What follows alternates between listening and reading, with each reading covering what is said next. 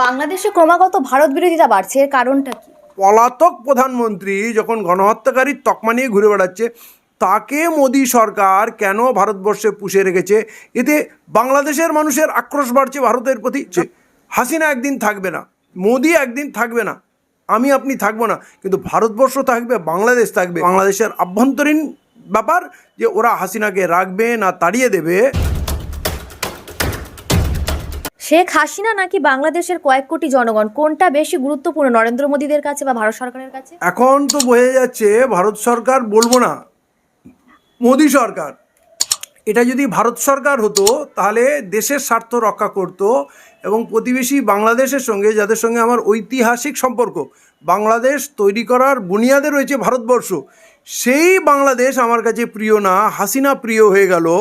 এটা মোদির মতো মানুষের পক্ষেই সম্ভব। এটা যদি ভারত সরকারের ডিসিশন হতো, ভারতের স্বার্থ যদি নজরে রেখে করতো, তাহলে ওটা বাংলাদেশের আভ্যন্তরীণ ব্যাপার যে ওরা হাসিনাকে রাখবে না তাড়িয়ে দেবে।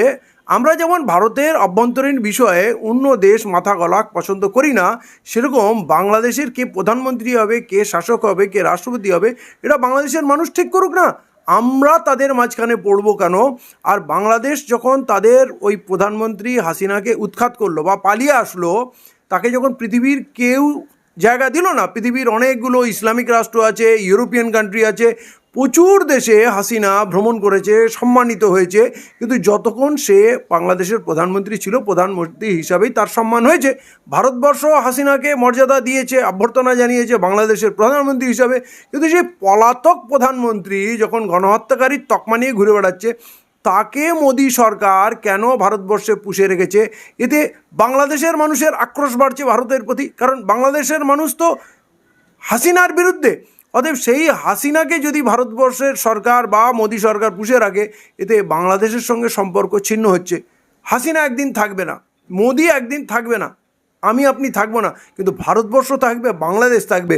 এবং বাংলাদেশের সঙ্গে যে আমাদের ঐতিহাসিক সম্পর্ক এবং আদান প্রদান, কৃষ্টি কালচার এবং স্ট্র্যাটেজিক আমাদের বন্ধু, আমি সামরিক দৃষ্টিভঙ্গি থেকে বলছি, অর্থনীতির দৃষ্টি থেকে বলছি, সেই সব জলাঞ্জলি দিয়ে হাসিনার কাছ থেকে ভারতবর্ষ কী পাবে, কেন তাকে পুষে রেখেছে, আমার মাথায় ঢুকছে না। অন্যদিক থেকে যেটা বলা হচ্ছে যে বাংলাদেশে কোন সরকার থাকবে, কি বিষয় হবে, সেই নিয়ে ভারত সরকারের ভূমিকা কেমন হওয়া উচিত বলে মনে করছেন? হ্যাঁ, এটা কূটনৈতিক দিক থেকে ভারতবর্ষ কেন, যে কোনো সরকার ভাবে তার দেশের স্বার্থের জন্য কোন দেশের কোন শাসক থাকলে তার সুবিধা হবে, তার রাজনৈতিক অবস্থান, তার ব্যবসায়িক সম্পর্ক বা তার স্ট্র্যাটেজিক, মানে এখন তো ইন্টারন্যাশনাল যে গ্রুপিজম চলছে, এগুলো ইম্পর্টেন্ট। তো সেইখানে ভারতবর্ষেরও উচিত বাংলাদেশের পরিবর্তিত পরিস্থিতিতে, হাসিনা ছিল 15 বছর, ঠিক আছে, তখন আমরা তার সঙ্গে বন্ধুত্ব রেখেছি, কিন্তু যখন বাংলাদেশে পরিবর্তিত সরকার হাসিনাকে আর চাচ্ছে না বা হাসিনা সেখান থেকে পলাতক, তখন তো ভারতবর্ষকে তাদের স্ট্র্যাটেজি পাল্টাতে হবে। হাসিনা আজকের দিনে জঞ্জাল ছাড়া কিছু না, বরঞ্চ ক্ষতি। বাংলাদেশের সঙ্গে সম্পর্ক খারাপ হচ্ছে, ব্যবসায়িক লেনদেন আমাদের ক্ষতি হচ্ছে, ব্যবসা অনেক কমে গেছে, বাংলাদেশিদের আসার ক্ষেত্রে ভারতবর্ষ অনেক রেস্ট্রিকশান দিয়েছে, তাদের ভারতবর্ষের অনেক, বিশেষ করে পশ্চিমবঙ্গের ব্যবসা বিশালভাবে মার খাচ্ছে। মানে ক্ষতি ছাড়া কিচ্ছু লাভ নেই। কিন্তু এরা তো মাথা মোটা, এরা নিজের দেশের গত 10 বছরে যে ক্ষতি করেছে, একটা প্রতিবেশী তো আমাদের সঙ্গে নেই। নেপাল হিন্দু রাষ্ট্র ছিল, সে আজ আমাদের বন্ধু না, শ্রীলঙ্কা বন্ধু না, মলদ্বীপ বন্ধু না, পাকিস্তান চিরশত্রু, চায়নার সঙ্গে যুদ্ধ লেগে আছে, প্রায় আমরা যুদ্ধ করছি না বলে। তো আমাদের যারা রাষ্ট্রনায়ক, ইন্দিরা গান্ধীর কূটনীতি, নন অ্যালাইন্ড মুভমেন্ট, পুরো বিশ্বে একটা মর্যাদার স্থান ভারতবর্ষ নিয়েছিল। আর এরা ভারতবর্ষের সামনে যারা চুনোপুটি, তারাও এখন ভারতবর্ষকে চোখ দেখায়, ভারতবর্ষের সঙ্গে সমীহ করে না, সম্মান দেয় না, বা প্রতিবেশী হিসাবে ভারতবর্ষকে তাদের বন্ধুর তালিকায় রাখেনি। এটা আমাদের মোদী সরকারের চরম ব্যর্থতা। বাংলাদেশে ক্রমাগত ভারত বিরোধিতা বাড়ছে, এর কারণটা কি? ভারত বিরোধিতা বাড়ছে, হাসিনা জোর করে বহুদিন ক্ষমতায় বসেছিল, ভোট করতে দেয়নি, এবং সেই ব্যবস্থাপনায় ভারতবর্ষের সরকারের একটা বড় ভূমিকা ছিল, তাকে সাহায্য করেছে, সমর্থন করেছে। অতএব যখন রাগ হাসিনার উপরে, হাসিনার পিছনে যারা থাকবে তারপরেও রাগ থাকবে, এবং সেই বিদ্বেষটাকে আমরা বাড়িয়েই চলেছি এবং ওপেন করে দিয়েছি। হাসিনাকে তুলে আনার পর, তাকে সুরক্ষা দেওয়ার পর এটা পরিষ্কার হয়ে গেছে এই ভারত সরকার হাসিনার পিছনে। অর্থাৎ বাংলাদেশিরা যখন হাসিনার শত্রু, তাহলে ভারতবর্ষেরও শত্রু হয়ে যাচ্ছে এবং এই শত্রুতা বেড়েই চলেছে। সেটাকে প্রশমন করার, সেটাকে কমিয়ে আনার ভারত সরকারের কোনো পরিকল্পনাই নেই, কোনো রাস্তা খুলতে পারছে না।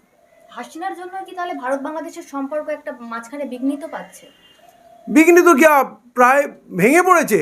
আজকে ভারতবর্ষের সঙ্গে না কূটনৈতিক সম্পর্ক, না ব্যবসায়িক সম্পর্ক, না রাজনৈতিক অবস্থান, না মিলিটারি স্ট্র্যাটেজিক কোনো আন্ডারস্ট্যান্ডিং, কিছু নেই। সবটা বিপক্ষে যাচ্ছে। সেটাকে প্রশমন করার, সেটাকে কমিয়ে আনার ভারত সরকারের কোনো পরিকল্পনাই নেই, কোনো রাস্তা খুলতে পারছে না। হাসিনার জন্য কি তাহলে ভারত বাংলাদেশের সম্পর্ক একটা মাঝখানে বিঘ্নিত পাচ্ছে? বিঘ্নিত কি, প্রায় ভেঙে পড়েছে। আজকে ভারতবর্ষের সঙ্গে না কূটনৈতিক সম্পর্ক, না ব্যবসায়িক সম্পর্ক, না রাজনৈতিক অবস্থান, না মিলিটারি স্ট্র্যাটেজিক কোনো আন্ডারস্ট্যান্ডিং, কিছু নেই।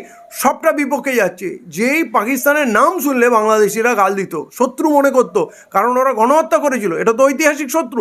সেই পাকিস্তান এখন বন্ধু মনে হচ্ছে। আপনি বুঝতে পারছেন, ভারতের প্রতি বিতৃষ্ণায়, ক্ষোভে, এই প্রতিক্রিয়ায় কিন্তু তারা বিকল্প হিসেবে পাকিস্তানকে, চায়নাকে, তুর্কিকে, এমনকি পাশে বার্মাকেও তারা বন্ধু মানছে, তাদের সঙ্গে ব্যবসা বাড়াচ্ছে। কিন্তু ভারতবর্ষের কোনো জিনিস তারা ব্যবহার করবে না। দরকার হলে লন্ডনে গিয়ে ট্রিটমেন্ট করবে, চায়নায় করবে, মালয়েশিয়ায় করবে, কিন্তু ভারতবর্ষে আসবে না। এরকম একটা ব্যাপার। তো এইটা আমাদের জন্য খুব ক্ষতিকারক এবং আমার মনে হয় আমাদের ভুল রাজনৈতিক পলিসি এর জন্য দায়ী।